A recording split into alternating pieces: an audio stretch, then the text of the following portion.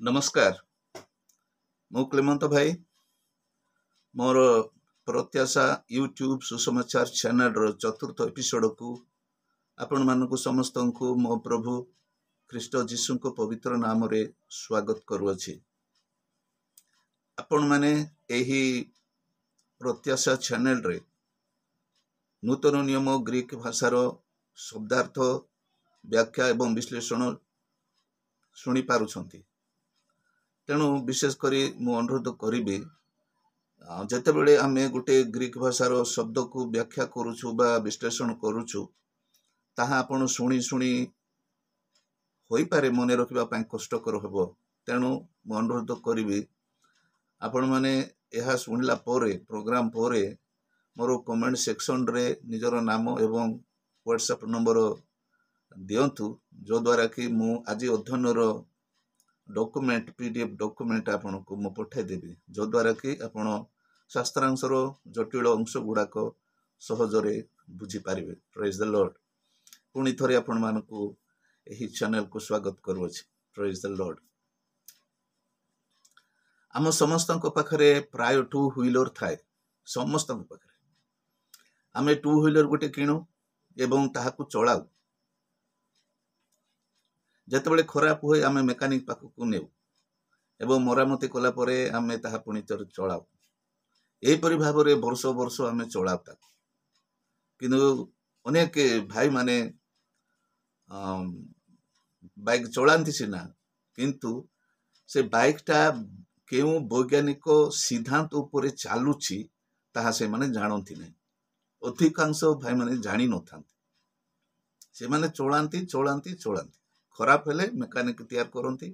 ठीक यहीपरि भाव में आपणकर फोर व्हीलर केउ वैज्ञानिक सिद्धांत चले ताहा भी गाड़ी मालिक को जानती ना। वर्ष वर्ष चलांती गाड़ी किंतु से वैज्ञानिक सिद्धांत से जानी पारती ना। एपरी जेते सब आम इलेक्ट्रोनिक डिवाइस किणुचु टीवी हो मोबाइल हो जहाँ किसी भी हो से गुड़िक केउ वैज्ञानिक सिद्धांत उपरे चालुची ताहा आमे ग्राहक हिसाब रे जानिबा पई सुविधा न थाए। आमे चाहि न थाउ एवं इच्छा भी करि न थाउ। किंतु एथिरे गोटे कथा अछि जदि आमे से वैज्ञानिक सिद्धांत को जदि आमे भलो भाबरे जानिबा बाइक की परि चले फोर व्हीलर की परि चले टीवी की परि चले जदि आमे से सिद्धांत गुडी को जानिबा ताहेले से सामग्री गुडा को आमे जत्नर सहित चलै परिबा जत्न नै परिबा जो द्वारा कि से डिवाइस गुडी को से जान गुडी को दीर्घ दिन पर्यंत आमको भलो परफॉर्मेंस दे थांती। ठीक सही परी अनेक भाई भूणी माने जीशु ठारे विश्वास करी अनंत जीवन पाती। जीशु ठारे विश्वास करती परित्राण पाप क्षमा पाती एवं से मानकु परमेश्वर अनुग्रह रे से मानकु अनंत जीवन दियंती। से माने सेही विश्वास रे अनंत जीवन पाइछु बोली विश्वास रे वर्ष वर्ष से माने यात्रा करती एवं प्रभु को निमंते से माने जीवन यापन करती। किंतु एथिरे गोटे विषय रही जे अधिकांश भाई भणी माने वास्तव रे अनंत जीवन माने कोन ताहा से माने आक्षरिक भाव रे जानी न थांती। पाप क्षमार आनंद पाती एवं से आनंद रे से माने जीवन यापन करती ख्रीष्टों पई साक्षी होती सुसमाचार प्रचार करती प्रार्थना करती गिरिजा जाती सबु किछि करती। किंतु जो दुर्मूल्य अनंत जीवन से माने पाई थांती वास्तव रे ताहा कोन ताहा किपरि ताहा से माने जानी न थांती। जानिबा पई इच्छा भी करि न थांती आवश्यक मने करि न थांती किंबा आग्रह भी प्रकाश करि न थांती। ख्रीष्टन मोर प्रिय भाई माने आमे आजिर अध्ययन रे आमे कोन करिबा निज अनंत जीवन को जानिबा को चेष्टा करिबा। आमे जो अनंत जीवन पाइछु ताहा वास्तव रे कोन नै कि ताहार आमे सठिक अर्थ एवं तहिर विश्लेषण आमे आज जानिबा पई चेष्टा करिबा जो द्वारा कि जदि आमे जानिबा ताहेले आमर जो अनंत जीवन आमे पाइछु से अनंत जीवन रो आमे जत्न नै पारिबा ताहार जत्न नै आमे अनंत जीवन को साइति रखि पारिबा एवं वास्तव रे योग्य भाव रे आमे अनंत जीवन नै कि आमे जीवन यापन करि पारिबा ख्रीष्टन को निमंते साक्षी भी होई पारिबा। ଏହି ବିଷୟକୁ ଏହି ଅଧ୍ୟୟନକୁ ଆମେ ପ୍ରଥମ ଯୋହନ ଲିଖିତ ପତ୍ରରେ ଆମେ ପଞ୍ଚମ ଅଧ୍ୟାୟ 9-13 ପଦ ମଧ୍ୟରେ ଏହି ସିଦ୍ଧାନ୍ତ ଲେଖାଯାଇଛି।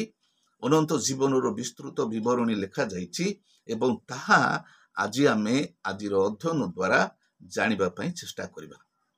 ମୁଁ ଆପଣମାନଙ୍କୁ ଅନୁରୋଧ କରିବି ଆପଣମାନେ ଧ୍ୟାନରେ ଏହି ଅଧ୍ୟୟନରେ ଅଂଶୀ ହୁଅନ୍ତୁ ଏବଂ ପ୍ରାର୍ଥନାର ସହିତ ଶୁଣନ୍ତୁ ଏବଂ ନିଜର ଅନନ୍ତ ଜୀବନକୁ ଭଲ ଭାବରେ ଜାଣନ୍ତୁ। ପ୍ରେଜ୍ ଦ ଲର୍ଡ।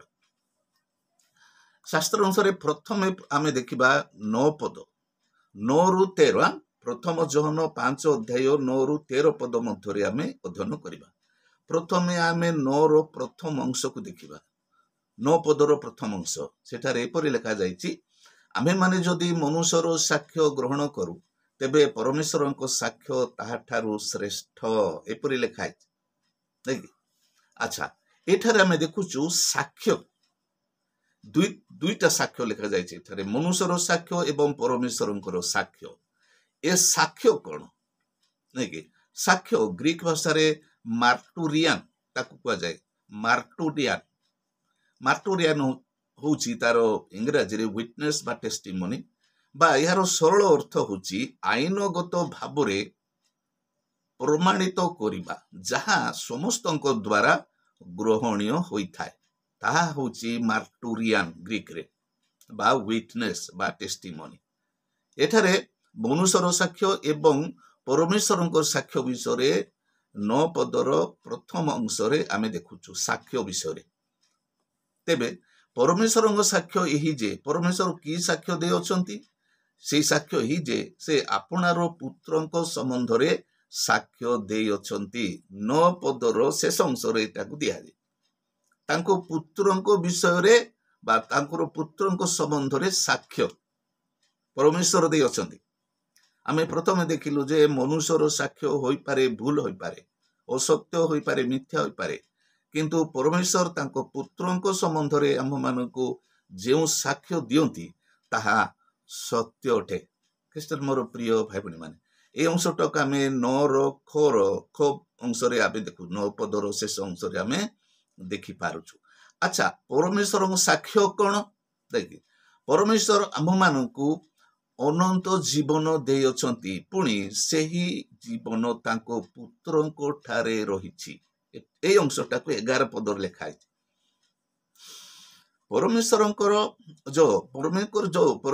ଯୋଉ ସାକ୍ଷ୍ୟ ରହିଛି, ସେ ସାକ୍ଷ୍ୟ ହଉଛି ସେ ଆମ୍ଭମାନଙ୍କୁ ଅନନ୍ତ ଜୀବନ ଦେଇଅଛନ୍ତି, ପୁଣି ସେହି ଅନନ୍ତ ଜୀବନ ତାଙ୍କ ପୁତ୍ରଙ୍କ ଠାରେ ରହିଛି। 11 ପଦ। ପରମେଶ୍ୱରଙ୍କ ଆଜ୍ଞା ଲଙ୍ଘନ ଅଟେ ପାପ ଏବଂ ପାପର ବେତନ ମୃତ୍ୟୁ, କିନ୍ତୁ ଯୀଶୁଙ୍କ ଠାରେ ବିଶ୍ୱାସ ଦ୍ୱାରା ଅନନ୍ତ ଜୀବନ ଲାଭ କରାଯାଏ। ଏହା ହେଉଛି ବାଇବଲର ସିଦ୍ଧାନ୍ତ ବା ବାଇବଲର ସତ୍ୟ, ପରମେଶ୍ୱରଙ୍କର ବ୍ୟବସ୍ଥା। ଯିଏ ପାପ କରିବ, ଯିଏ ଆଜ୍ଞା ଲଙ୍ଘନ କରିବ, ସେ ପାପ କରିବ, ତାହା ପାପ ହବ ଏବଂ ପାପର ବେତନ ହେଉଛି ମୃତ୍ୟୁ।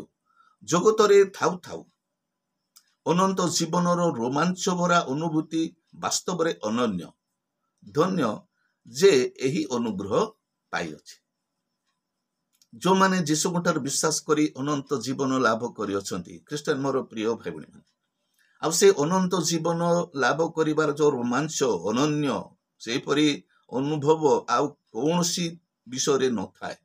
ଏବଂ ଯେଉଁମାନେ ବାସ୍ତବରେ ସେ ଅନନ୍ତ ଜୀବନ ପାଇଅଛନ୍ତି, ପାପ କ୍ଷମା ପାଇଅଛନ୍ତି, ସେମାନେ ଧନ୍ୟ। ଖ୍ରୀଷ୍ଟିଆନ ମୋର ପ୍ରିୟ ଭାଇ ଭଉଣୀ ମାନେ, ମୁଁ ଆଶା କରୁଛି ଆପଣମାନଙ୍କ ମଧ୍ୟରୁ ଅନେକ ଅନନ୍ତ ଜୀବନ ପ୍ରାପ୍ତ ହୋଇଅଛନ୍ତି। ପ୍ରେଜ୍ ଦ ଲର୍ଡ। ଆଚ୍ଛା, ଅନନ୍ତ ଜୀବନକୁ ବର୍ତ୍ତମାନ ଆମେ ଟିକେ ବ୍ୟାଖ୍ୟା କରି ଦେଖିବା। ଧ୍ୟାନରେ ଶୁଣିବାକୁ। ଅନନ୍ତ ଜୀବନ ହେଲେ ଏଇ ଅନନ୍ତ ଜୀବନ ଦୁଇଟା ଶବ୍ଦ ମିଶିକି ହେଇଛି। ଅନନ୍ତ ଗୋଟେ, ଜୀବନ ଗୋଟେ। ଅନନ୍ତ ଗ୍ରୀକ ଭାଷାରେ କୁହାଯାଉଛି ଆଇଓନିଓସ୍। ଅନନ୍ତ, ଅନନ୍ତର ଅର୍ଥ ହେଉଛି କଣ? ନ ଅନ୍ତ। ସନ୍ଧି ବିଚ୍ଛେଦ କଲେ ନ ଅନ୍ତ ବା ଅନ୍ତ ଯାହାର ନାହିଁ, ସେ ହେଉଛି ଅନନ୍ତ। ଆଇଓନିଓସ୍, ଗ୍ରୀକରେ ତାକୁ ଆଇଓନିଓସ୍ ବୋଲି କୁହାଯାଏ। ଏବଂ ଅନନ୍ତ ଅତୀତରୁ, ଏହି ଅନନ୍ତ ଅର୍ଥ ହେଉଛି ଏଠୁ ସିଆଡକୁ କେବଳ ନୁହଁ, କିନ୍ତୁ ଅନନ୍ତ ଅତୀତରୁ ଅନନ୍ତ ଭବିଷ୍ୟତ ପର୍ଯ୍ୟନ୍ତ ଅଖଣ୍ଡ ସମୟ या कहा जाए अनंत। ख्रीष्टान मोर प्रिय भाई बहन माने, ये ग्रीक रे ये होची आयोनियोस। आयोनियोस रो अर्थ होची अनंत अतीतरु अनंत भविष्यत पर्यंत जो अखंड समय रही ताहाकू कहा जाए अनंत। एवं आ गोटे शब्द अच्छी सेठी कौन जीवन। जीवन ग्रीक रे ताकू जय बोली कहा जाए, जय। एवं तार सरल अर्थ होची कार्य। जयर अर्थ होची कार्य बा जीवन कार्य जय। ख्रीष्टान मोर प्रिय भाई भाई माने, जदि आमे ए दुईटा को अनंत जीवन को जदि आमे जोड़िबा ताहेले अनंत समय युक्त अनंत कार्य इज इक्वल टू अनंत जीवन। अनंत समय सहित अनंत कार्य दुईटा जाक मिसिले हब कौन अनंत जीवन। अनंत बोले आयोनियस एवं कार्य बोले बा जीवन बोले जय। अनंत जीवन माने अनंत अतीतरु अनंत भविष्यत पर्यंत जो समय एवं अनंत काल पाई जो कार्य आमे करिबा ताहाकू कहा जाउची अनंत जीवन। आमे साधारणतः जीशुठार विश्वास कले अनंत जीवन पाइछु। आमे शास्त्ररु ताहा विश्वास करी ग्रहण करू एवं प्रभु को आमे धन्यवाद करू, किंतु ताहा कौन एवं तहिर सठिक अर्थ आमे जानिबा पाई चेष्टा करि न थाउ। ख्रीष्टान मोर प्रिय भाई बहन माने, एही दुईटी पर्याय रे एही अनंत जीवन दुईटी पर्याय रे प्रकाशित करा जाई थाए नहीं। आमे जो अनंत जीवन प्राप्त होइछु एही अनंत समय को अनंत कार्य अनंत जीवन। हाँ हेले एटा को दुईटा पर्याय रे प्रकाश करा जाए। गुटे होची जगत रे एवं अन्यटी होची रूपांतरित हेबा परे। एही अनंत जीवन को आमे दुई प्रकार भाव रे बुझी पारिबा। एही जगत रे अनंत जीवन एवं ख्रीष्ट जीशु आसीबा परे जेतेबेले आमे रूपांतरित हेबा सेही मुहूर्त ठारू आउ गुटे सेही अनंत जीवन रो आउ गुटे स्टेज। ये गोटे जगत रे गुटे स्टेज फर्स्ट स्टेज एवं सेकंड स्टेज होची रूपांतरित हेबा परे सेही स्टेज। ओके अच्छा, या पर आमे देखिबा कोन प्रथम स्टेज रो अनंत जीवन आमे देखिबा जहा कि आमे एही जगत रे थाउ थाउ पाई थाउ। एही जगत रे थाउ थाउ आमे कोन करथाउ से अनंत जीवन पाई थाउ। एवं से अनंत जीवन कोन एवं आमे जगत रे थाउ थाउ ताहा किपरि संचालन करिबा एवं सेही परि अनुसार किपरि आमे वास करिबा ताहा जानिबा पाई आमानकर अत्यंत गुरुत्वपूर्ण विषय। अनेक आमे जानि न थाउ। अच्छा, प्रथम देखुछु आमे प्रथम पर्याय रे जगत रे आमे किपरि करूछु। देखंतु सिद्धांत एक अनंत समय युक्त कार्य अनंत कार्य। देखन एटा होची मूल सिद्धांत। अनंत जीवन रो मूल सिद्धांत समय एवं कार्य मिसिकी अनंत जीवन। अनंत समय को अनंत कार्य मिसिकी अनंत जीवन होची। अच्छा, जगत रे हा किपरि हुए, जगत रे एहा को आमे किपरि अनुभव करू, जगत रे आमे एही अनंत जीवन को किपरि कार्य रे देखाउबा, किपरि आमे जीवन यापन करू, अनंत जीवन आमे किपरि करू एवं ताहा किपरि ता एठारे आमे देखिबा। एठारे समय समय होची क्रोनोस। ग्रीक रे क्रोनोस जहा कि माने अबारित गति रे माने गति करूथिबो। समय रो कोठारे मध्य अटकिबार नथिबो, से अनवरत गति करि चलिथिबो समय। एवं जगत रे आमानकर समय केते, आमानकर परित्राण पाइबा मुहूर्त ठारू आमे जेते वर्ष बंची थिबा सेही समय अवधि होची आमानकर समय। देखंतु अनंत जीवन को आमे किपरि बुझीबा को चेष्टा करिबा इठारे। देखंतु एवं से समय परित्राण पाइबा मुहूर्त ठारू आमे मृत्यु पर्यंत जो समयटा रहिला सेटा हैला समय एवं युक्त कोन हबो कार्य हबो। जगत रे आमानकर बंचिबा समय एवं कार्य एटा कि आमे जगत रे अनंत जीवन पाइबा, अनंत जीवन करिबा। समय होची pro जीवन युक्त कार्य होची डुलेया। डुलेरा अर्थ होची कोन समस्त कर्ण समस्त प्राण समस्त मन तो अपना परमेश्वर को प्रेम करिबा। ग्रीक भाषा रे ताको कहा जाउची आगापाओ एवं प्रतिवासी को ଆତ୍ମତୁଲ୍ୟ ପ୍ରେମ କରିବା ଆଗାପି ଇଏ ହେଉଛି ଆମମାନଙ୍କର କାର୍ଯ୍ୟ। ପୃଥିବୀରେ ଆମେ ଯେତେ ଦିନ ପର୍ଯ୍ୟନ୍ତ ବଞ୍ଚିଥିବା ଖ୍ରୀଷ୍ଟିଆନ ମୋର ପ୍ରିୟ ଭାଇ ଭଉଣୀମାନେ, ପରିତ୍ରାଣ ପାଇଲା ପରେ ହୋଇପାରେ ଜଣେ ଲୋକ 40 ବର୍ଷ ବୟସରେ ପରିତ୍ରାଣ ପାଇବ, ହେଲେ ତାର ଅନନ୍ତ ଜୀବନ ସେ କେତେ ବର୍ଷ ଅନୁଭବ କରିବ ନାଇଁ କି? ସେ 40ରୁ ଯେତେ ବର୍ଷ ବଞ୍ଚିଲା ସେତିକି ବର୍ଷ ସେ ଅନନ୍ତ ଜୀବନ ସେ ମାନେ ଅନୁଭବ କରିବ ବା ଅନନ୍ତ ଜୀବନ ଯାପନ କରିବ। ଧରି ନିଅନ୍ତୁ ଆପଣ 15 ବର୍ଷରେ ମାନେ ପରିତ୍ରାଣ ପାଇଲେ, ତାହେଲେ 15 ବର୍ଷରୁ ଆପଣ ମନେକର 70 ବର୍ଷ ପର୍ଯ୍ୟନ୍ତ 80 ବର୍ଷ ପର୍ଯ୍ୟନ୍ତ ଆପଣ ବଞ୍ଚିଲେ, ସେଟା ହେଲା ସମୟ। ତାପରେ ଆପଣଙ୍କର କାର୍ଯ୍ୟ ହବ କଣ? ନାଇଁ, ସମସ୍ତ ଅନ୍ତଃକରଣ, ସମସ୍ତ ପ୍ରାଣ, ସମସ୍ତ ଶକ୍ତି ଏବଂ ସମସ୍ତ ମନ ଦେଇ ପ୍ରଭୁ ଆପଣା ପରମେଶ୍ୱରଙ୍କ ପ୍ରେମ କରିବ। ଇଏ ହେଲା କାର୍ଯ୍ୟ, ହେଲା କି? ଏବଂ ପ୍ରତିବାସୀକୁ ଆତ୍ମତୁଲ୍ୟ ପ୍ରେମ କରିବ ଆଗାପି। ପ୍ରତିବାସୀକୁ ଯୋଉ ପ୍ରେମ କରାଯାଏ ସେଟା ହଉଛି ଆଗାପି। ଏବଂ ପରମେଶ୍ୱରଙ୍କୁ ଆମେ ଯୋଉ ପ୍ରେମ କରୁ ସେଟା ହେଲା ଆଗାପାଅ। ଏବଂ ପରମେଶ୍ୱର ଆମକୁ ଯୋଉ ପ୍ରେମ କରନ୍ତି ସେଟା ହଉଛି ଆଗାପେ। ଖ୍ରୀଷ୍ଟନ ମୋର ପ୍ରିୟ ଭାଇ ଭଉଣୀ ମାନେ, ଇଏ ଅତ୍ୟନ୍ତ ଗୁରୁତ୍ୱପୂର୍ଣ୍ଣ ବିଷୟ, ଏହାକୁ ଆମେ ଜାଣିବା ଆବଶ୍ୟକ। ଆଚ୍ଛା, ଏଠାରେ ଆମର ଗୋଟେ ପ୍ରଶ୍ନ ଉଠିପାରେ, ମନରେ ପ୍ରଶ୍ନ ଉଠିପାରେ ଯେ ପ୍ରଭୁ ତ ଅନେକ ଆଦେଶ ଅନେକ ବ୍ୟବସ୍ଥା ମାନଙ୍କୁ ଦେଇଛନ୍ତି, ହେଲେ ଏତିକି କେମିତି ହେଲା?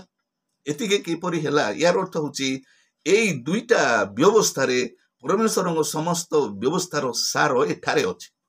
ଆପଣ ପରମେଶ୍ୱରଙ୍କ ଅନ୍ୟ ସମସ୍ତ ବ୍ୟବସ୍ଥା ମାନେ ପାଳନ କରି ଯେତିକି ଅନୁଗ୍ରହ ପାଇବେ, ଏଇ ଦୁଇଟା ପାଳନ କରି ସେତିକି ଏକା ଅନୁଗ୍ରହ ପାଇବେ। ସେଥିପାଇଁ ଏଇ ଦୁଇଟା ହଉଛି ପରମେଶ୍ୱରଙ୍କର ସମସ୍ତ ଅନୁଗ୍ରହର ସାର। ଇଏ ତେଣୁକରି ଜଣେ ବିଶ୍ୱାସୀର କାର୍ଯ୍ୟ ହବ କଣ?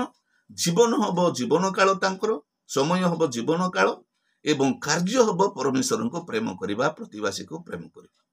ଏଇ ଦୁଇଟା ଆମମାନଙ୍କର ଅତ୍ୟନ୍ତ ଜରୁରୀ। ଏବଂ ଏଇ ଦୁଇଟା ଯେତେବେଳେ ଆମେ କରି ଚାଲିବା ସେତେବେଳେ ଆମକୁ ବୁଝିବାକୁ ହେବ ଯେ ଆମେ ଅନନ୍ତ ଜୀବନ ଲାଭ କରିଛୁ।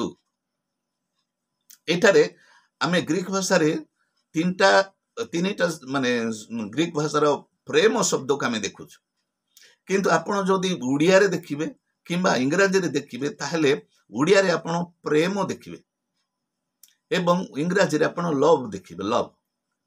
ହେଲେ ପ୍ରେମଟା ଆପଣ ସବୁ କ୍ଷେତ୍ରରେ ପ୍ରେମକୁ ବ୍ୟବହାର କରିପାରିବେ ନାଇଁ କି?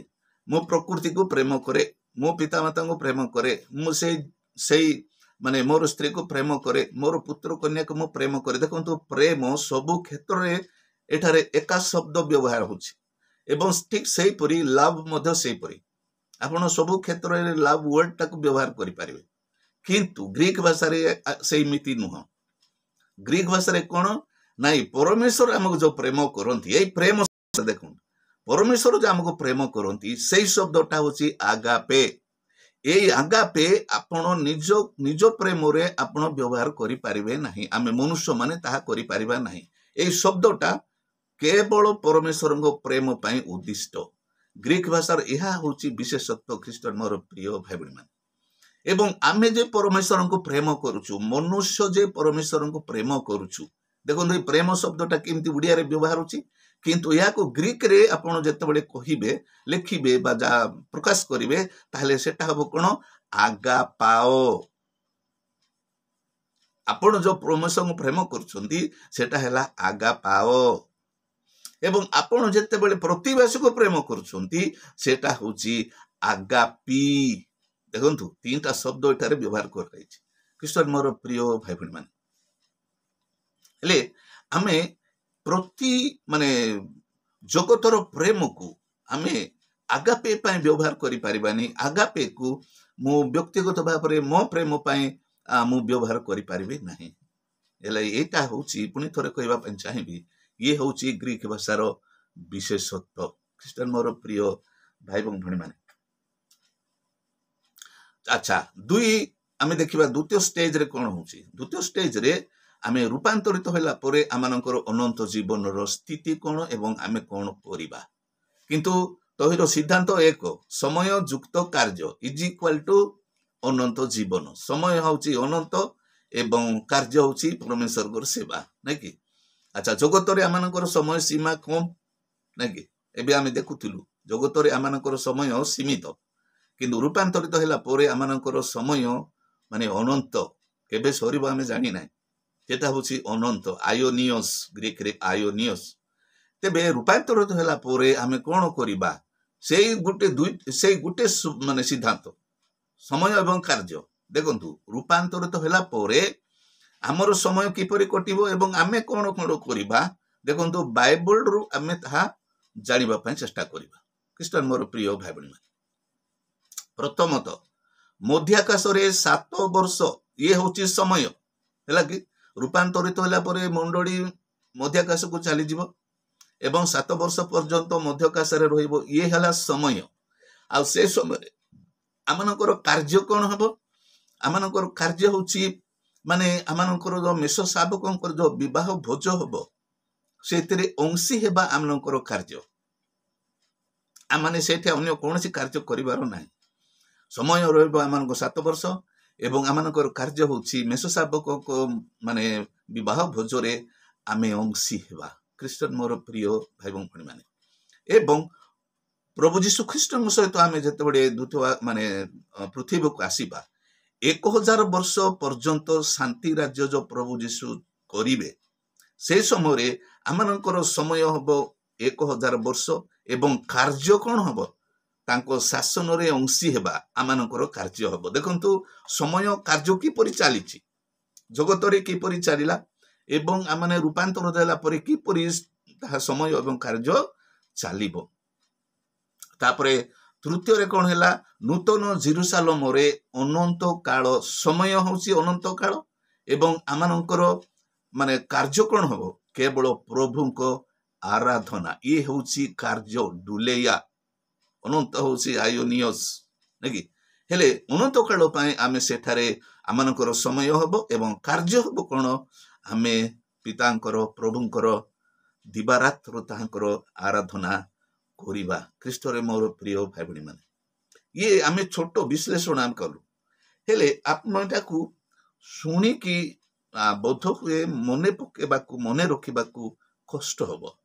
ତେଣୁ ଆପଣ ଏ ଡକୁମେଣ୍ଟଟାକୁ ଦୟାକରି ମଗାନ୍ତୁ, ତ ଆପଣ ଆହୁରି ଭଲ ଭାବରେ ବୁଝିପାରିବେ, ନିଜର ଅନନ୍ତ ଜୀବନ କ'ଣ ଆପଣ ବୁଝିପାରିବେ ଏବଂ ସେ ଅନୁସାରେ ଆପଣ ନିଜର ଅନନ୍ତ ଜୀବନକୁ ଅତିବାହିତ କରିପାରିବେ ଜୀବନ କାଳ ମଧ୍ୟରେ ଏବଂ ରୂପାନ୍ତରିତ ହେଲା ପରେ।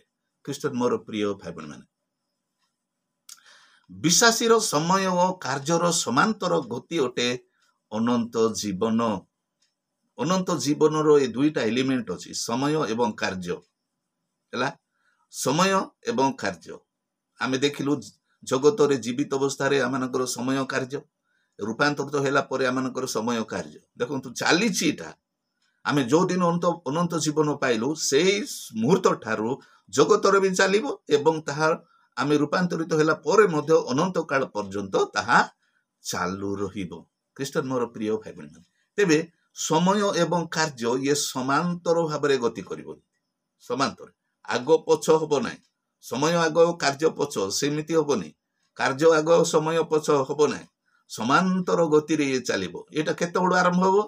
ଆମେ ଯେତେବେଳେ ଅନନ୍ତ ଜୀବନ ପ୍ରାପ୍ତ ହେଉ, ପାପ କ୍ଷମା ଯେତେବେଳେ ପ୍ରାପ୍ତ ହଉ, ସେଇ ସମୟ ଠାରୁ ସମୟ ଏବଂ କାର୍ଯ୍ୟ ସମାନ୍ତର ଭାବରେ ଗତି କରି ଚାଲିବ। ଖ୍ରୀଷ୍ଟର ମୋର ପ୍ରିୟ ଭାଇ ଭଉଣୀ ମାନେ, ଅନେକ ସମୟରେ କ'ଣ ହୁଏ ନା, ବାସ୍ତବ କ୍ଷେତ୍ରରେ କ'ଣ ହୁଏ, ଅନେକ ଭାଇ ଭଉଣୀ ମାନେ ଅଛନ୍ତି, ଅନନ୍ତ ଜୀବନ ପରିତ୍ରାଣର ଆନନ୍ଦ ପରେ ସେମାନେ କିଛି ଦିନ ତ ଆନନ୍ଦ କରନ୍ତି, ପ୍ରଭୁଙ୍କ ଠାରେ, ପ୍ରଭୁଙ୍କ ବାକ୍ୟ ବ୍ୟବସ୍ଥାରେ ଆନନ୍ଦ କରନ୍ତି ଇତ୍ୟାଦି ଇତ୍ୟାଦି। ତାପରେ ସେମାନଙ୍କର ସମୟ ଗତି କରେ, କିନ୍ତୁ ସେମାନଙ୍କର କାର୍ଯ୍ୟ ପଛରେ ରହିଯାଏ। ଖ୍ରୀଷ୍ଟ ମୋର ପ୍ରିୟ ଭାଇ ଭଉଣୀ, ଏଇଟା ହଉଛି ଆଜି ଆମମାନଙ୍କର ବାସ୍ତବତା। ଆମେ ସମାନ୍ତର ଗତି ଆମେ ମେଣ୍ଟେନ କରିପାରୁନୁ। ସମୟ ତ ମାନେ ଗତି କରି ଚାଲିଛି ନା, ଆମର ସମୟ ଅଟକେ ନାହିଁ, ଆମକୁ ସମୟ ଅପେକ୍ଷା କରେ ନାହିଁ। ଆମେ ସମୟକୁ ଆଖିରେ ଦେଖିପାରୁନୁ କିମ୍ବା ହାତରେ ଛୁଇଁ ପାରୁନୁ। ସମୟ ତା ରାସ୍ତାରେ ଚାଲିଛି, ଆମମାନଙ୍କର ସମୟ। କିନ୍ତୁ ଆମର କାର୍ଯ୍ୟ, ଆମର ଅନନ୍ତ ଜୀବନ, ଯଦି ମୁଁ ଅନନ୍ତ ଜୀବନ ପାଇଅଛି, ତାହେଲେ ମୋର କାର୍ଯ୍ୟ ସମାନ୍ତର ଭାବରେ ଏହିପରି ଭାବରେ ଗତି କରିବା ଦରକାର। ତେବେ ଅନନ୍ତ ଜୀବନ ରହିବ। ଅନନ୍ତ ଜୀବନକୁ ଆମେ ଅନୁଭବ କରିପାରିବା, ଉପଭୋଗ କରିପାରିବା ଖ୍ରୀଷ୍ଟରେ ମୋର ପ୍ରିୟ ଭାଇ ଭଉଣୀ ମାନେ, ଅନେକ ସମୟରେ ଏହା ହୋଇନଥାଏ। ଅନେକ ବିଶ୍ୱାସୀ ଭାଇ ଭଉଣୀ ମାନଙ୍କ ଠାରେ ସମୟ ଚାଲିଥାଏ, କିନ୍ତୁ ସେମାନଙ୍କର କାର୍ଯ୍ୟ ଶୂନ୍ୟରେ ଥାଏ। ଆଉ ସେମାନଙ୍କର କାର୍ଯ୍ୟ ଜଗତରେ ଏମାନଙ୍କର କାର୍ଯ୍ୟ କଣ? ନାଇଁ, ଆପଣାର ପ୍ରଭୁ ପରମେଶ୍ୱରଙ୍କୁ ସମସ୍ତ ଅନ୍ତଃକରଣ, ସମସ୍ତ ପ୍ରାଣ, ସମସ୍ତ ଶକ୍ତି ଓ ସମସ୍ତ ମନ ଦେଇ ଆମେ ତାହାଙ୍କୁ ପ୍ରେମ କରିବା ତଥା ଦ୍ୱିତୀୟତଃ କଣ? ଆମମାନଙ୍କର ପ୍ରତିବାସୀକୁ ଆତ୍ମତୁଲ୍ୟ ଆମେ ପ୍ରେମ କରିବା। ଏହା ହୋଇନଥାଏ। ଆପଣ ନିଜକୁ ବି ପରୀକ୍ଷା କରି ଦେଖନ୍ତୁ। ଆପଣଙ୍କର ସମୟ ତ ଗତି କରି ଚାଲିଛି ନା। ଆପଣ ଅନନ୍ତ ଜୀବନ ପାଇଛି ବୋଲି ଆପଣ ଭାବୁଛନ୍ତି, ଠିକ ଅଛି, କିନ୍ତୁ ଆପଣଙ୍କର ସେଇ ସମୟ ସହିତ ଆପଣଙ୍କ କାର୍ଯ୍ୟ ସମାନ୍ତର ଭାବରେ ଗତି କରୁଛୁ କି? ଆପଣ ନିଜେ ନିଜକୁ ପରୀକ୍ଷା କରନ୍ତୁ, ଜାଣିପାରିବେ ଆପଣ। ଏବଂ ଯଦି ଆପଣ ଜଣେ ସେବକ, ତାହେଲେ ଆପଣଙ୍କର ଅନ୍ୟ ଭାଇ ଭଉଣୀ ମାନଙ୍କ ପ୍ରତି ଆପଣଙ୍କର ଦାୟିତ୍ୱ ରହୁଛି। ସେମାନେ ବଢୁଛନ୍ତି କି ନାହିଁ, ସେମାନେ ସମୟ ସହିତ ଆଉ ସେ ପରମେଶ୍ୱରଙ୍କ ପ୍ରେମ, ପ୍ରତିବାସୀଙ୍କ ପ୍ରେମ ପ୍ରତି ସେମାନଙ୍କର ମନୋଯୋଗ ଅଛି କି ନାହିଁ, ଆପଣ ତାହା ଲକ୍ଷ୍ୟ କରିପାରିବେ ନା ସେମାନେ ଜଗତରେ ହଜି ଯାଇଛନ୍ତି। ଏହା ହେଉଛି ଆଜି ଆମମାନଙ୍କର ବାସ୍ତବ ଚିତ୍ର। ଖ୍ରୀଷ୍ଟିଆନ ମୋର ପ୍ରିୟ ଭାଇ ଭଉଣୀ ମାନେ, ପରିତ୍ରାଣ ତ ସେମାନେ ପ୍ରାୟ ଅଧିକାଂଶ ପାଆନ୍ତି। ପରିତ୍ରାଣର ଆନନ୍ଦରେ ସେମାନେ ଉଲ୍ଲସିତ ହୁଅନ୍ତି, ପ୍ରଭୁଙ୍କୁ ଧନ୍ୟବାଦ କରନ୍ତି, ସେମାନଙ୍କର ଜୀବନ ବଦଳି ଯାଏ, ଇତ୍ୟାଦି ଇତ୍ୟାଦି, ନୂଆ ସୃଷ୍ଟି ହୁଅନ୍ତି ଇତ୍ୟାଦି। କିନ୍ତୁ ତାପରେ କଣ ହୁଏ? ସମୟ ଗତି କରିଛି, ସମୟ ଅପେକ୍ଷା କରେ ନାହିଁ, ଚାଲିଛି ସମୟ, କିନ୍ତୁ ସମାନ୍ତର ଭାବରେ ଯୋଉ କାର୍ଯ୍ୟ ଚାଲିବା କଥା ସେ କାର୍ଯ୍ୟ ଅଟକି ଯାଉଛି। ଅଧିକାଂଶ ଭାଇ ଭଉଣୀ ମାନଙ୍କର କାର୍ଯ୍ୟ ଅଟକି ଯାଇଛି, ଯଦ୍ୱାରା ସେମାନେ ଅନନ୍ତ ଜୀବନର ପ୍ରକୃତ ମୂଲ୍ୟ ସେମାନେ ବୁଝିପାରନ୍ତି ନାହିଁ ଏବଂ ଅନନ୍ତ ଜୀବନକୁ ଉପଭୋଗ କରିପାରନ୍ତି ନାହିଁ। ସେମାନେ ସେ ଅନନ୍ତ ଜୀବନକୁ ଜାଣନ୍ତି ନାହିଁ। ମୋର ସମୟ ସହିତ ମୋ ପ୍ରଭୁଙ୍କୁ ମୁଁ ପ୍ରେମ କରିବାର ଯୋଉ ସମାନ୍ତର ଗତି ରହିବା କଥା ତାହା ସେମାନେ ବୁଝନ୍ତି ନାହିଁ। ଖ୍ରୀଷ୍ଟ ମୋର ପ୍ରିୟ ଭାଇ ଭଉଣୀ ମାନେ, ତେଣୁ ଏ ବିଷୟରେ ଆମେ ଅଧିକ ଯତ୍ନବାନ ହେବା ଆବଶ୍ୟକ। ଯଦି ଆପଣ ଜଣେ ପାଳକ ଅଛନ୍ତି, ତାହା ବା ଯଦି ଆପଣ ଜଣେ ସୁସମାଚାର ପ୍ରଚାରକ ଅଛନ୍ତି, ବା ପରିବାରର ମୁଖ୍ୟ ଅଛନ୍ତି, ବା ମଣ୍ଡଳୀର ଜଣେ ପ୍ରାଚୀନ କିମ୍ବା କର୍ମକର୍ତ୍ତା ଅଛନ୍ତି, ତାହେଲେ ଏ ବିଷୟରେ ନିଜେ ସାବଧାନ ହୁଅନ୍ତୁ ଏବଂ ନିଜର ବିଶ୍ୱାସୀ ଭାଇ ଭଉଣୀ ମାନଙ୍କର ମଧ୍ୟ ଯତ୍ନ ନିଅନ୍ତୁ, ଯଦ୍ୱାରା କି ସେମାନଙ୍କୁ ବୁଝାନ୍ତୁ ଆମମାନଙ୍କର ଅନନ୍ତ ଜୀବନ ଏହିପରି। ଯେତେବେଳେ ସେମାନେ ବୁଝିବେ, ସେମାନେ ନିଜର ବହୁମୂଲ୍ୟ ଅନନ୍ତ ଜୀବନକୁ ପ୍ରେମ କରିବେ ଏବଂ ସେମାନେ ଯତ୍ନ ନେବେ ଏବଂ ସେମାନେ ଅନନ୍ତ ଜୀବନର ପ୍ରକୃତ ଆନନ୍ଦ ସେମାନେ ଅନୁଭବ କରିବେ। ପ୍ରେଜ୍ ଦ ଲର୍ଡ। ତେଣୁ ଆମେ ଆସନ୍ତୁ ଆଗକୁ ବଢିବା। ବିଶ୍ୱାସୀ ଅନନ୍ତ ଜୀବନ କେତେବେଳେ ପାଆନ୍ତି? ଦେଖନ୍ତୁ, ଏଠାରେ ଆମେ ଦେଖୁ ଦୁଇ ଧାଡି। ଅନନ୍ତ ଜୀବନ ଜଣେ ବିଶ୍ୱାସୀ କେତେବେଳେ ପାଆନ୍ତି? ପାପୀ ବିଶ୍ୱାସରେ ଯୀଶୁଙ୍କୁ ପ୍ରଭୁ ଏବଂ ମୁକ୍ତିଦାତା ରୂପେ ହୃଦୟରେ ଗ୍ରହଣ କରିବା ମୁହୂର୍ତ୍ତରେ ଅନନ୍ତ ଜୀବନ ପାଆନ୍ତି, ପ୍ରାପ୍ତ ହୁଅନ୍ତି। ପରମେଶ୍ୱର ତାର ପାପକୁ କ୍ଷମା କରନ୍ତି ଏବଂ ତାକୁ ଅନନ୍ତ ଜୀବନ ଦିଅନ୍ତି। କିନ୍ତୁ ବିଶ୍ୱାସୀ ଯିଏ ବିଶ୍ୱାସ କରିବ, ସେ ତାହା ଜାଣିବା ଆବଶ୍ୟକ ଏବଂ ତାହାକୁ ଗ୍ରହଣ କରିବା ଆବଶ୍ୟକ।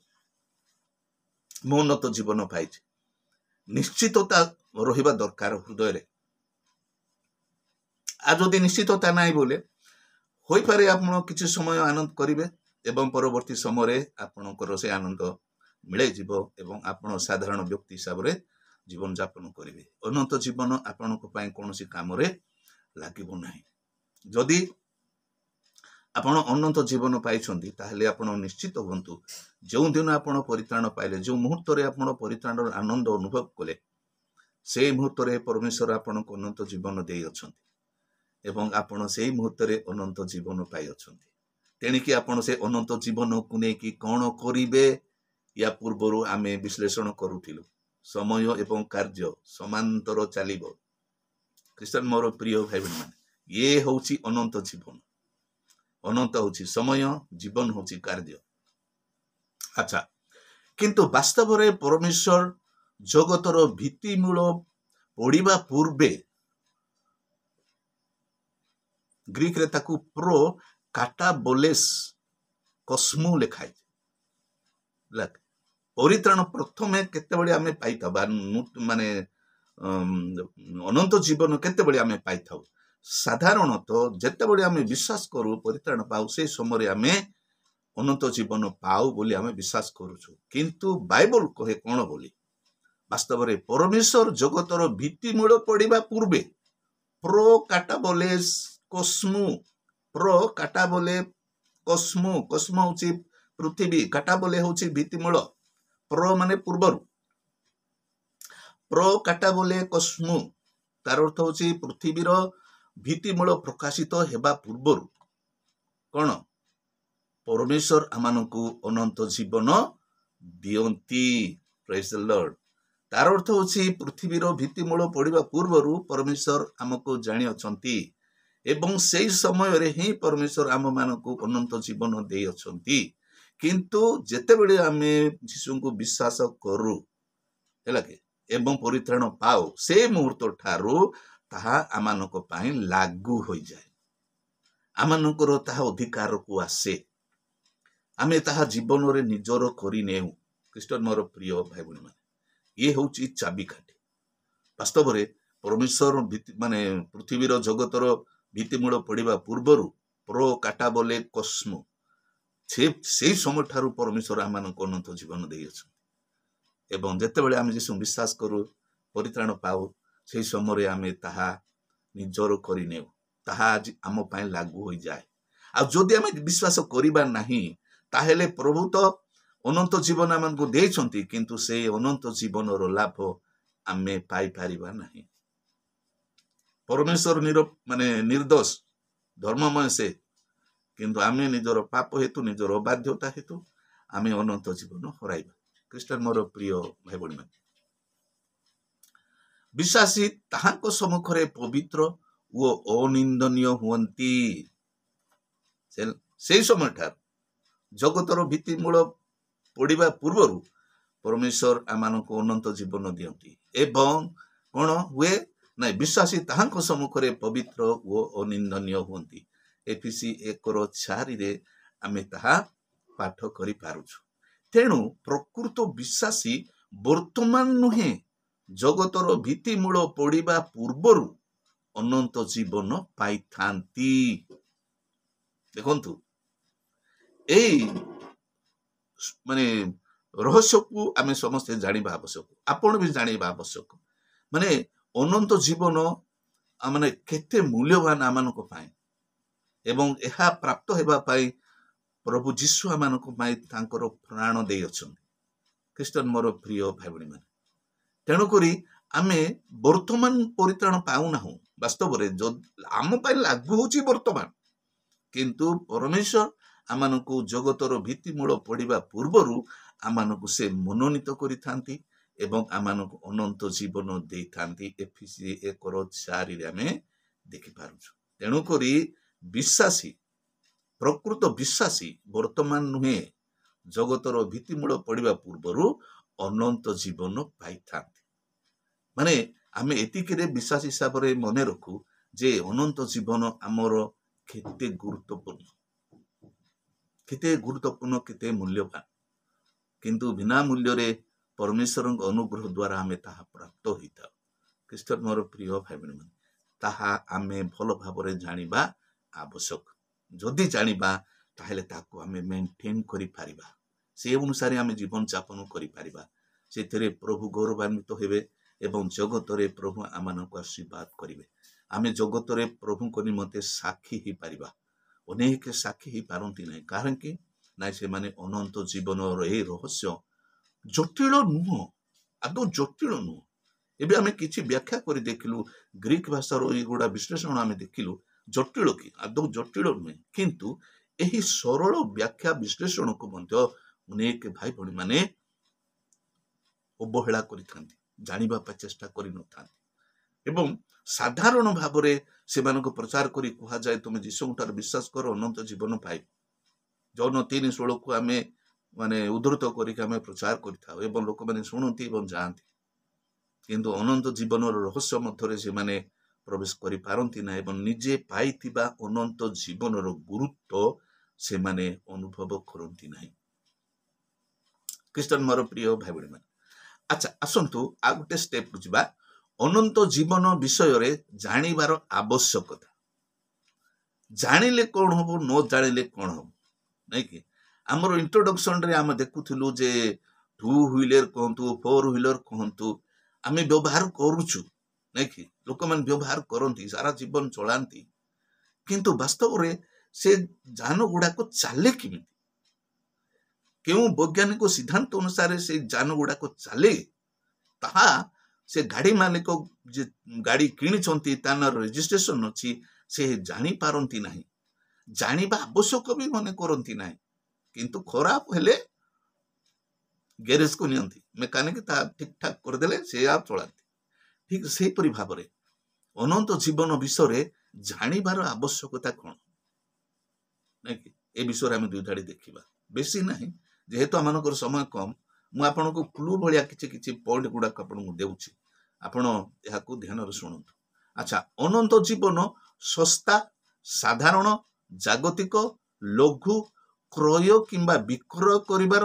किंबा अदल बदल योग्य काल्पनिक विषय नुहे बहुत गुरुत्वपूर्ण ये अनंत जीवन माने यह सस्ता नुहे चीप नुहे सस्ता नुहे ये किंबा कॉमन भी नुहे ये जोठे सेठे मिलिबो ताहा भी नुहे कि जागतिक विषय भी नुहे हैला कि तापर एते लाइट भी नुहे लघु भी नुहे एवं किणा बिका कला बलिया विषय भी नुहे ये किछि पैसा देखि किनिबा नले पैसा पे अनंत जीवन को बिकिबा ये विषय भी नुहे किंबा अदल बदल करिवार विषय भी नुहे ये सेही परि विषय आदौ नुहे काल्पनिक विषय नुहे ये होची 100% वास्तव विषय जहा परमेश्वर अपना पुत्र को बलिदान हेतु आम विश्वास अनुसार अनुग्रह द्वारा आमन को बिना मूल्य दे था ये काल्पनिक नुहे ये वास्तव विषय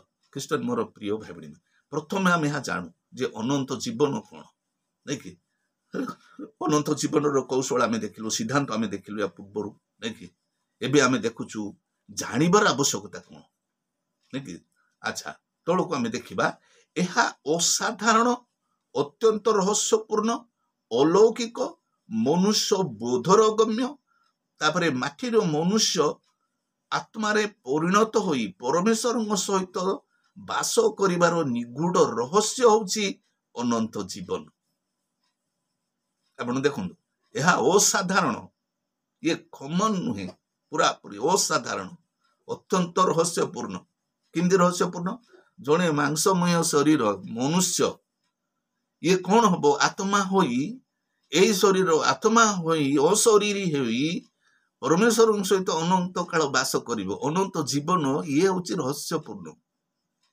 जानिबा दरकार कि नहीं आमे हा जानिबा दरकार एवं यह अलौकिक जड़े साधारण मनुष्य माटीर मनुष्य जगतर मनुष्य यह बुझिबा अगम्य बोधर अगम्य अटे एवं आमे सेथिपाई यहाकू जानिबा ताहेले यार गुरुत्व अनुभव करि परिबा एवं यहाकू साइती रखि परिबा एवं से जीवन अनुसार आमे कार्य करि परिबा ख्रीष्टान मोर प्रिय भाई भणी माने एवं यह विश्वासी जानिबा अत्यंत जरूरी अच्छा एथिपाई शास्त्रांश आमे जो शास्त्रांश पाठ कलु प्रथम जन 5 अध्याय 9 रु 13 मध्य आम केतटा माने पद गुड़ाक आम देखिलु एबे लास्ट पद आम देखुचु शास्त्रांश कौन लिखाई शास्त्रांश लिखाई परमेश्वर पुत्र नाम विश्वास करुअछ जे तुम्हे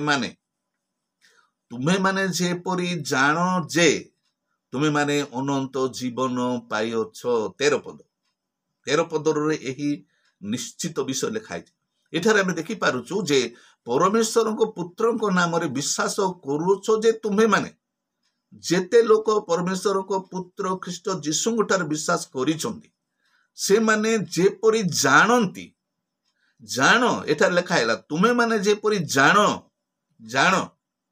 जे तुम्हें माने अनंत जीवन पाइछ जो माने जीशु ख्रीष्ट ठारे विश्वास करती से माने जे अनंत जीवन पाइछंती एहा जानिबा आवश्यक बड़ माने मु यहाकू होई पारे से परी दमदार भाव रे मु प्रकाश करि पारु नै माने जानो माने कमांड ये जानो नो गिनस्को माने कमांड ये गोटे परमेश्वर को आदेश चोरी करो ना जेपरी गोटे आदेश, प्रतिवासी को प्रेम करो बोली गोटे जेपरी आदेश, शत्रु को प्रेम करो बोली जेपरी आदेश, ठीक से परी तुम्हें जे अनंत जीवन पाई अछो सेई अनंत जीवन को तुम्हें जान।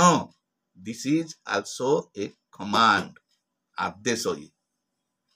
यार ये माने गोटे सरल अनुरोध नुहे, कमांड, आदेश। ये ख्रीष्ट मोर प्रिय भाई भणी माने देखु ए जान माने कौन, यही जान टाकू आम टिके व्याख्या करी देखिबा। ध्यान शुणु, एटा जान माने कौन होई पारे, यह आमन को हल्का लागुची जेतेबेले आमे पाठ करूछु। हाँ, तुम्हें माने जेपरी जान जे तुम्हें माने अनंत जीवन पाइछ। यार अर्थ है तुम्हें जे अनंत जीवन पाइछ, जीशु ख्रीष्ट ठारे विश्वास करी अनंत जीवन पाइछ, एहा तुम्हें जान बा जानिबाकू हेबो। जदि न जानिब ताहेले तुम्हें से अनंत जीवन रो अधिकार हराइब तार अर्थ। कारण जान होची गोटे आदेश, एवं आमे जदि से आदेश को से आज्ञा को जदि लंघन करिबा, जदि आमे जानिबा नाही ताहा आज्ञा लंघन हबो। आज्ञा लंघन हेले ताहा पाप हबो, एवं पापर वेतन हबो मृत्यु। देखंतु भाई बड़ जटिल विषय ठारे रहिछि। हेले जान माने एइडो, ग्रीक रे एइडो, एइडो माने कोन सरल अर्थ रे उड़िया रे जेतेबेले आमे डिक्शनरी देखिबा लेक्सिकन, तार सरल अर्थ एपरि लिखा है, देखी शुणी सर्वदा सचेतन रहिबा। जान बोले आखिरे देखिबा एवं शुणिबा ना कि आमर इंद्रिय गुड़ाक जो रही सब आमनकर जो सेंसेस गुड़ाक रही, सिस्टम गुड़ाक रही, से विषय द्वारा आमे माने जानिबा एवं सर्वदा सचेतन रहिबा। अनेक समय आमे जगतर अनेक विषय जानू, किंतु जानिला परे आमे कौन करूछु, सचेतन थाउछु कि नहीं ना। धरि नियंतु आजिकाली ईरान एवं इस्राएल मध्य घमाघट युद्ध चली, अमेरिका एंट्री कला से आमे जानिलु। अच्छा आमे कौन या परे जानिला परे आमे कौन सचेतन होके रहूछु, आवश्यक पड़ुछि बोध हुए ना। ख्रीष्टन मोर प्रिय भाई भणी माने, किंतु एई अनंत जीवन जान, ये जो जान शब्द रे एइडो माने देखिबा शुणिबा माने प्रमाण सिद्ध भाव रे, निश्चित भाव रे जानिबा एवं सर्वदा सचेतन रहिबा, ये होची जान बा जानिबा। ख्रीष्टन मोर प्रिय भाई भणी माने बड़ माने गुरुत्वपूर्ण विषय होई पारे। मु आपण मानकु टिके एते सरल भाषा रे टिके बुझी पारुछि कि नाही मु कहि परिबि नै, किंतु जान होची बहुत गोटे दमदार शब्द। एइडो माने देखि सुनी कि पूरा प्रमाण देखि कि ताकू जानिबो एवं सर्वदा सचेतन रहिबो से विषय, अनंत जीवन विषय सर्वदा सचेतन रहिबो। एइडो बा जान, ये गोटे कमांड, परमेश्वर आदेश। माने रखंतु आपण जदि निजर अनंत जीवन विषय जदि जाने न जानी रहिबे, ताहेले आपण कोन करूछंती, परमेश्वरंगर आज्ञा लंघन करूछंती। आ आज्ञा लंघन होची पाप, एवं पापर वेतन होची मृत्यु। बड़ भयंकर ख्रीष्टन मोर प्रिय भाई भणी माने, यार परिणाम होची मृत्यु। तेणु विश्वासी नहीं कि परमेश्वरंकर एही दत्त अनुग्रह को बा अनंत जीवन को जानिबा नितांत जरूरी। इच्छा पाइले जानिबी, न हेले नाही, इमिति भाबिबा नाही। आमे कहीं कौनसी विश्वास एपरी न भाबतु, यह निश्चित अर्थ रे प्रभु एठारे प्रकाश करियछंती। जॉन प्रेरित जॉन एठारे प्रकाश करियछंती एवं प्रभु या द्वारा मानकु कथा कहउछंती जेपरी आमे निजर अनंत जीवन को न हराऊ। एबरी 2 रे आमे देखि पारुछु, एपरी महापरित्राण को बा एहीपरी अनंत जीवन को जदि आम बहुला करिबा ताहले किपरि हबो नै कि। यार अर्थ कोन, यार अर्थ होची जे एहीपरी मूल्यवान अनंत जीवन को जने विश्वासी अवहेला करि पारंती एवं सहजरे हराई पारंती। आ हराइबा अर्थ होची अनंत नरक। ख्रीष्टन मोर प्रिय भाई भणी माने, तेणु ए जो जान एइडो एटा को आमे गुरुतर सहित स्मरण रखिबा। यार अर्थ होची देखि सुनी प्रमाण प्रूफ कलेक्शन कला परे ତାହାକୁ ସର୍ବଦା ସଚେତନ ରହିବା ସେ ବିଷୟରେ। ହଁ, ମୁଁ ଯୀଶୁଙ୍କଠାରେ ବିଶ୍ୱାସ କଲି, ପ୍ରଭୁ ଯୀଶୁ ମୋ ପାଇଁ ପ୍ରାଣ ଦେଇଛନ୍ତି, ହଁ କାଲବରୀ କ୍ରୁଶରେ ସେ ରକ୍ତ ଝରେଇଛନ୍ତି, ପ୍ରାୟଶ୍ଚିତ କରିଛନ୍ତି ଏବଂ ପୁନରୁତ୍ଥିତ ହୋଇଛନ୍ତି। ହଁ, ତାଙ୍କର ବାକ୍ୟ ସତ୍ୟ, ମୁଁ ସେ ସତ୍ୟ ବାକ୍ୟରେ ତାଙ୍କଠାରୁ ବିଶ୍ୱାସ କଲା ପରେ ମୁଁ ପରିତ୍ରାଣ ପାଇଛି ଏବଂ ପରମେଶ୍ୱର ମୋତେ ଅନୁଗ୍ରହ କରିକି ବିନା ମୂଲ୍ୟରେ ଅନନ୍ତ ଜୀବନ ଦେଇଅଛନ୍ତି। ମୋର ଜନ୍ମ ପୂର୍ବରୁ, ପୃଥିବୀର ଭିତ୍ତିମୂଳ ପଡ଼ିବା ପୂର୍ବରୁ ପ୍ରଭୁ ମୋତେ ଏହା ଦେଇଥିଲେ ଏବଂ ଆଜି ମୁଁ ତାହା ପାଇଲି। ନିଶ୍ଚିତ ହେବା ପରେ ସର୍ବଦା ସଚେତନ, ନିଜର ଅନନ୍ତ ଜୀବନ ପ୍ରତି ସଚେତନ ରହିବା ହେଉଛି ଜାଣ, ଏଇଡ, ଗ୍ରୀକ ଭାଷାରେ ଏଇଡ, ଜାଣ। ମୁଁ ଆଶା କରୁଛି ଆପଣ ଏ ବିଷୟରେ ବୁଝିପାରିଛନ୍ତି। ଆଚ୍ଛା, ଆମେ ଆଉ ଗୋଟେ ଅଂଶ ଦେଖିବା। ବିଶ୍ୱାସୀର ମାଂସମୟ ଶରୀରରେ ଅନନ୍ତ ଜୀବନ କିପରି ଥାଏ। ଇଏ ଗୋଟେ ଆଉ ଟିକେ ରହସ୍ୟପୂର୍ଣ୍ଣ ଅଂଶ। ଆମେ କେତେଟା ବିଷୟରେ ଆମେ ଜାଣିବା ପାଇଁ ଚେଷ୍ଟା କରିବା।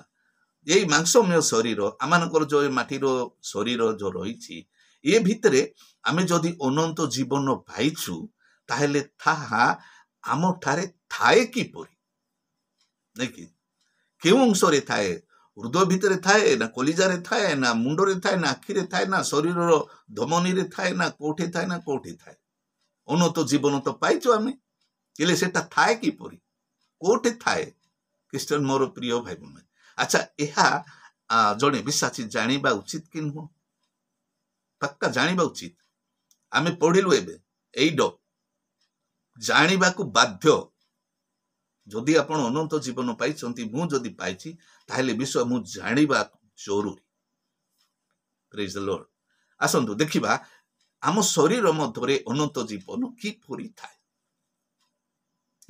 ଆଚ୍ଛା, ବିଶ୍ୱାସୀ ଅକ୍ଷୟ ବୀଜ ବାକ୍ୟରୁ ପୁନର୍ଜାତ ଏନୋଥେନ୍ ଗେନାଓ, ତାର ଅର୍ଥ ହଉଛି ବାକ୍ୟରୁ ପୁନର୍ଜାତ, ଏନୋଥେନ୍ ଗେନାଓ ହୁଅନ୍ତି। ବିଶ୍ୱାସୀ ଅକ୍ଷୟ ବୀଜ ବା ବାକ୍ୟରୁ ପୁନର୍ଜାତ ହୁଅନ୍ତି। ଗ୍ରୀକରେ ଆମେ ତାକୁ ଏନୋଥେନ୍ ଗେନାଓ କୁହାଯାଏ। ଆମେ ତାହା ଦେଖୁଛୁ, ଏନୋଥେନ୍ ଗେନାଓ ମାନେ ବିଶ୍ୱାସୀ କଣ ହଉଛି ନା ବାକ୍ୟରୁ ପୁନର୍ଜାତ ହଉଛି। ଆମେ ବାକ୍ୟ ବିଶ୍ୱାସ କରିବା ଦ୍ୱାରା ଆମେ ପୁନର୍ଜନ୍ମ ପାଉଛୁ। ବାକ୍ୟ ବିଶ୍ୱାସ କରିବା ଦ୍ୱାରା ନୂତନ ସୃଷ୍ଟି ହଉଛୁ। ପ୍ରଥମ ପିତର 1:23 ଆମେ ତାହା ପାଇପାରିବା। ଆଚ୍ଛା, କେମିତି ଥାଏ ଦେଖନ୍ତୁ, କେମିତି ଆରମ୍ଭ ହୁଏ ଦେଖନ୍ତୁ। ଆମେ ଶରୀର ଦୃଷ୍ଟିରୁ ଆମେ ତ ମାନେ କ୍ଷୟ ବୀଜରୁ ଜାତ ହୋଇଛୁ, କିନ୍ତୁ ଯେତେବେଳେ ଆମେ ଯୀଶୁଙ୍କୁ ବିଶ୍ୱାସ କରୁ, ଯେତେବେଳେ ପାପ କ୍ଷମା ପାଉ, ସେତେବେଳେ ଆମେ ପରମେଶ୍ୱରଙ୍କ ଆତ୍ମାରୁ ଜାତ ହଉ ବା ପରମେଶ୍ୱରଙ୍କର ବାକ୍ୟରୁ ଜାତ ହଉ। ଦେଖନ୍ତୁ, ଅନନ୍ତ ଜୀବନ ଏଠୁ ଉତ୍ପନ୍ନ ହେଲାଣି ଆମ ଶରୀର ମଧ୍ୟରେ। ଖ୍ରୀଷ୍ଟର ମୋର ପ୍ରିୟ ଭାଇ ଭଉଣୀ, ଏହା କେଉଁଠାରେ ଅଛି? ଡାକ୍ତର ମାନେ ଆମର ଶରୀର ପୋଷ୍ଟମର୍ଟମ କରିକି ମଧ୍ୟ ପାଇବେ ନାହିଁ, କିନ୍ତୁ ଅଛି। ଏହା ଆମେ ବିଶ୍ୱାସ କରୁଛୁ। ଆମେ ସେ ଅନନ୍ତ ମାନେ ଅକ୍ଷୟ ବୀଜରୁ ଆମେ ଜାତ ହଉଛୁ। ପ୍ରଥମ ପିତର 1:23 ସେ ପବିତ୍ର ଆତ୍ମାଙ୍କ ମନ୍ଦିର ପାଲଟି ଯାଆନ୍ତି। ଅନନ୍ତ ଜୀବନ କିପରି ଥାଏ ଆମେ ଦେଖୁଛୁ। ହେଲେ ଜଣେ ମାଟିର ମଣିଷ କଣ ହୁଅନ୍ତି? ନାଇଁ, ସେ ଅନନ୍ତ ଜୀବନ ପାଇଲା ପରେ ସେ ପବିତ୍ର ଆତ୍ମାଙ୍କ ମନ୍ଦିରରେ ପାଲଟି ଯାଆନ୍ତି। ମନ୍ଦିର ନାଓସ୍, ଗ୍ରୀକରେ ନାଓସ୍ ମନ୍ଦିର, ଯେଉଁ ମନ୍ଦିରରେ କି ପରମେଶ୍ୱର ବାସ କରନ୍ତି। ଦେଖନ୍ତୁ, ପବିତ୍ର ଆତ୍ମା ବାସ କରନ୍ତି। ଦେଖନ୍ତୁ କେମିତି ଅନନ୍ତ ଜୀବନ ଆମଠାରେ ରହେ, ନାକି? ଆମଠାରେ ଅନନ୍ତ ଜୀବନ କିପରି ରହେ ଆମେ ଦେଖୁଛୁ। ଜାତ ହଉଛୁ ଆମେ ଆତ୍ମା ଦ୍ୱାରା, ଅକ୍ଷୟ ବୀଜ ଦ୍ୱାରା, ବାକ୍ୟ ଦ୍ୱାରା, ଏବଂ ଆମେ କଣ ହଉଛୁ? ନାଇଁ, ଆମେ ପବିତ୍ର ଆତ୍ମାଙ୍କର ମନ୍ଦିର ପାଲଟି ଯାଉଛୁ। ପବିତ୍ର ଆତ୍ମା ଆମ ମାନଙ୍କ ମଧ୍ୟରେ ବାସ କରନ୍ତି। ଏଫେସୀ 3:Corinth 3:16 ଆମେ ତାହା ପାଇପାରୁଛୁ। ଆଉ କିପରି ଥାନ୍ତି? ଅନନ୍ତ ଜୀବନ କିପରି ଥାଏ? ପ୍ରଭୁ ଯୀଶୁ ତାଙ୍କ ହୃଦୟରେ ବାସ କରନ୍ତି। ଏଇ ହୃଦୟ ମଧ୍ୟରେ ପ୍ରଭୁ ଯୀଶୁ କଣ କରନ୍ତି? ବାସ କରନ୍ତି। କାଟୋଇକେଓ, ଗ୍ରୀକରେ କାଟୋଇକେଓ ଅର୍ଥ ହଉଛି ପ୍ରଭୁ ଯୀଶୁ ଏହାକୁ ନିଜର ଗୃହ ଭାବି ଏଇ ଗୃହରେ ବାସ କରନ୍ତି। ଆପଣଙ୍କର प्रकाशित वाक्य 3:20 आपणकर मन पकांतु आपण जीशु कौन बोली कहते जी मो पाई द्वार उन्मुक्त करिवो मु सेठारे प्रवेश करिवि एवं मु ता सहित सौभाग्यता करिवि प्रेज द लॉर्ड एवं परमेश्वर कौन करती एठारे एहाकू निजर गृह भाबी आमे जेपरि निज गृह रे निर्द्वंद्व रे वास करूछु ठीक से परि प्रभु जीशु एही गृह रे वास करिबा पई आसंती काटोई खेओ ग्रीक रे ता कह जाउ प्रभु हमकू एही माटीर गृह को निजर घर भावती वंडरफुल भाई ख्रीष्ट मोर प्रिय भाई बहन माने आमे माटीर मनुष्य हाँ किंतु प्रभु भावती जे ये होची मोर गृह मु एठारे वास करिवि ए भाई सहित वास करिवि ए भौणी सहित वास करिवि काटोई केओ आ गोटे कौन आ किपर थांती निज प्रजा रूपे परमेश्वर विश्वासी को आत्मा को द्वारा मुद्रांकित करती देखु अनंत जीवन आम शरीर मध्य किपरि था आम या देखु निजर प्रजा रूपे परमेश्वर विश्वासी को आत्मा को द्वारा मुद्रांक करती या कह जाए स्ट्राखिजो स्प्राखिजो कह जाए स्प्राखिजो माने मुद्रांक सील मारती से ये मोर संतान ये संतान आज ठार ये मोर संतान है से पवित्र आत्मा द्वारा से सील करती मुद्रांक करती ख्रीष्टान मोर प्रिय भाई भाई माने एवं अनंत जीवन आम मध्य जहाँ रही ताहाकू से कौन करती सील करती एवं आमे परमेश्वर संतान पालिटी जाऊ तेणिकी परमेश्वर आमनकर समस्त विषय चिंता करती प्रेज द लॉर्ड परमेश्वर आम विषय चिंता करती आमर बसिबा उठिबा आमर गमन करिबा कार्य करिबा साक्षी हेबा बंचिबा इत्यादि इत्यादि सबु विषय परमेश्वर आम पाई चिंता करती योजना करती एवं आम द्वारा से गौरव पाती प्रेज द लॉर्ड आ कौन विश्वासी ठारे परमेश्वरंकर वाक्य प्रचुर भावे वास करे आमे अनंत जीवन आम शरीर किपरि थाए ना कि हेले परमेश्वरंकर वाक्य आम मध्यरे प्रचुर भावरे वास करे प्लसियस प्रचुर भावरे वास करिबा प्लसियस कोलोसी 3:16 पदरे आमे ताहा पाई पार अनंत जीवन वास करती वाक्य आकार रे वाक्य रूप रे प्रचुर वाक्य रूप रे आमानकु अनंत जीवन आमानक शरीर मध्यरे वास करती देखंतु ख्रीष्टान मोर प्रिय भाई भाई माने बाहर आमे माटीर शरीर भलिया देखा जाउछु किंतु भितरे वास्तव रे किए अछंती अनंत जीवन रहिछि आम ठारे ख्रीष्टान मोर प्रिय भाई भाई माने आपण माने वर्तमान नुहे किंतु परवर्ती समय आपण टिके बसिकी एकुटिया थिबा समय भाबंतु आपण को भितरे कौन कौन अछि ख्रीष्टान मोर प्रिय भाई भाई माने आपण आश्चर्य होई जिवे ए माटी शरीर को परमेश्वर ते प्रेम करती आमको एवं ए माटीर शरीर मध्य एते गुड़िए अनंत जीवन रो एलिमेंट्स रखी अछंती एलिमेंट्स रखी अछंती उपादान रखी अछंती अनंत जीवन रो उपादान गुड़िक ये होची गुटे गुटे उपादान एलिमेंट ख्रीष्टान मोर प्रिय भाई भाई माने विश्वासी पवित्र आत्मा विश्वासी को शिक्षा दियंती डिडास्को शिक्षा वो सांत्वना दियंती आनेसे सांत्वना बोले आनेसे डिडास्को माने शिक्षा दियंती नहीं कि आमको अन्य केही शिक्षा देवा आवश्यक पड़े नहीं अन्य माने गुरु करंती गुरु को प्रणाम करंती नाना प्रकार किंतु आमको का गुरु पाख को जीवा आवश्यक नहीं किंतु आम मध्य पवित्र आत्मा जो वास करती से आम को शिक्षा एवं सांत्वना दे था आपण ताहाकू जहन 14:26 रे आपण ताहा पाई परिबे ख्रीष्टान मोर प्रिय भाई भाई माने अनंत जीवन एहीपरि भाबरे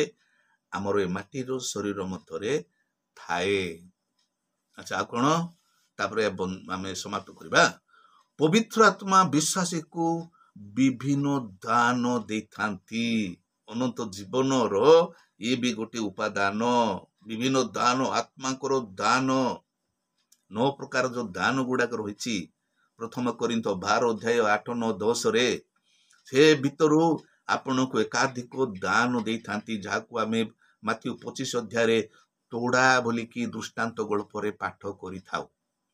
ତୋଡ଼ା, ଟ୍ୟାଲେଣ୍ଟ, ଟାଲାଣ୍ଟନ ଗ୍ରୀକରେ ଟାଲାଣ୍ଟନ। ପବିତ୍ର ଆତ୍ମା ଆମମାନଙ୍କୁ ବିଭିନ୍ନ ଟାଲାଣ୍ଟନ ଦେଇଥାନ୍ତି। ଆଉ ତାହା ହେଉଛି ଅନନ୍ତ ଜୀବନର ଗୋଟେ ଉପାଦାନ, ଗୋଟେ ମାନେ ଅଂଶ। ଖ୍ରୀଷ୍ଟରେ ମୋର ପ୍ରିୟ ଭାଇ ଭଉଣୀ ମାନେ, ତାହା ଆପଣ ପାଇପାରିବେ 1 କରିନ୍ଥ 12 ଅଧ୍ୟାୟ 8ରୁ 10 ମଧ୍ୟରେ ଆମେ ତାହା ପାଇପାରୁଛୁ। ଆଚ୍ଛା, ଆଉ କଣ? ବିଶ୍ୱାସୀ ଆତ୍ମାଙ୍କର ବିଭିନ୍ନ ଫଳ ଉତ୍ପନ୍ନ କରନ୍ତି। ଅନନ୍ତ ଜୀବନ ଯେହେତୁ ଆମ ମଧ୍ୟରେ ଅଛି, ତେଣୁ ବିଶ୍ୱାସୀ କଣ କରନ୍ତି? ପବିତ୍ର ଆତ୍ମାଙ୍କର ବିଭିନ୍ନ ଫଳ, ପ୍ରେମ, ଆନନ୍ଦ, ଶାନ୍ତି, ଦୀର୍ଘ ସହିଷ୍ଣୁତା, ପରୋପକାରିତା, ଭଦ୍ରତା, ମୃଦୁତା, ଆତ୍ମସଂଯମତା ଇତ୍ୟାଦି 9 ପ୍ରକାର ଫଳ ବିଶ୍ୱାସୀ ଉତ୍ପନ୍ନ କରନ୍ତି। ଗାଲାତି 5:22-23 ପଦରେ ଆମେ ତାହା ପାଇପାରିବୁ। ଯଦି ଅନନ୍ତ ଜୀବନ ଏଠାରେ ନଥାନ୍ତା, ତାହେଲେ ଏଗୁଡାକ ନଥିବ ଆମ ପାଖରେ। ମୋର ପ୍ରିୟ ଭାଇ ଭଉଣୀ ମାନେ, ଆଉ ଗୋଟେ କଣ? ଯୀଶୁଙ୍କ ଆଗମନ ସମୟରେ ପବିତ୍ର ଆତ୍ମା ବିଶ୍ୱାସୀକୁ ଜୀବିତ କରିବେ। ହେଲା, ଇଏ ଗୋଟେ ଫାଇନାଲ ବିଷୟ। ଏଟା ଅନନ୍ତ ଜୀବନ, ପବିତ୍ର ଆତ୍ମା ବିଶ୍ୱାସୀରେ ଯୋଉ ବିଶ୍ୱାସୀର ମାନେ ଜୀବନରେ ପବିତ୍ର ଆତ୍ମା ଯେପରି ବାସ କରନ୍ତି, ସେ କଣ କରିବେ? ଶେଷ ଦିନରେ ଯୀଶୁଙ୍କ ଆଗମନ ସମୟରେ ବିଶ୍ୱାସୀକୁ ଜୀବିତ କରିବେ। ଜପୋଇଓ ଗ୍ରୀକରେ ଜପୋଇଓ, ସଞ୍ଜୀବିତ କରିବେ। ଏଇ ଶରୀରକୁ, ମାଟିର ଶରୀରକୁ ସେ ରୂପାନ୍ତରିତ କରିବେ। ଖ୍ରୀଷ୍ଟ ମୋର ପ୍ରିୟ ଭାଇ ଭଉଣୀ ମାନେ, ତାପରେ ଆମର ମୃତ୍ୟୁ ହେବ ନାହିଁ। এই ଶରୀରର ମୃତ୍ୟୁ ନାହିଁ, ଜରା ନାହିଁ, ରୋଗ ନାହିଁ, ଚିନ୍ତା ନାହିଁ, କିଛି ନାହିଁ। ଆଉ ଆପଣ ତାହା ରୋମୀ 8:11 ପଦରେ ତାହା ପାଇପାରିବେ। ଖ୍ରୀଷ୍ଟ ମୋର ପ୍ରିୟ ଭାଇ ଭଉଣୀ ମାନେ, ଏବେ ଆମେ କିଛି ଦେଖିଲୁ, ହେଲା କି, ଯେ ବିଶ୍ୱାସୀର ଶରୀରରେ, ମାଟିର ଶରୀରରେ ଅନନ୍ତ ଜୀବନ କିପରି ଥାଏ। ବିଶ୍ୱାସୀର ଏହି ମାଟିର ଶରୀରରେ ଅନନ୍ତ ଜୀବନ ଏହିପରି ବିଭିନ୍ନ ପ୍ରକାର ଉପାଦାନ ସମ୍ବଳିତ ହୋଇ ଥାଏ। ଅନନ୍ତ ଜୀବନ ଆପଣ ଦେଖିବେ, ଯଦି ଏଇ ଅନନ୍ତ ଜୀବନକୁ ଯଦି ଆମେ ବାହାର କରିଦେବା, ତାହେଲେ ଏଇ ଏଲିମେଣ୍ଟ ଗୁଡାକ ସବୁ ଏଲିମିନେଟ ହେଇଯିବ। ଏଇ ମାଟିର ଶରୀର ଶୂନ୍ୟ। ଏତିକିରେ ଆମେ ଅନୁମାନ କରୁ ଯେ ଅନନ୍ତ ଜୀବନ ଜାଣିବା ଏବଂ ହୃଦୟ ମଧ୍ୟରେ ତାହାକୁ ସାଇତି ରଖିବା କେତେ ଗୁରୁତ୍ୱପୂର୍ଣ୍ଣ ବିଷୟ ଅନୁମାନ କରନ୍ତୁ। ଦୁଃଖର ବିଷୟ, ଖ୍ରୀଷ୍ଟିଆନ ମୋର ପ୍ରିୟ ଭାଇ ଭଉଣୀ ମାନେ, ଅଧିକାଂଶ ଭାଇ ଭଉଣୀ ମାନେ ଏ ବିଷୟକୁ ଗୁରୁତ୍ୱ ଦିଅନ୍ତି ନାହିଁ, ଆଦୌ ଚିନ୍ତା କରନ୍ତି ନାହିଁ।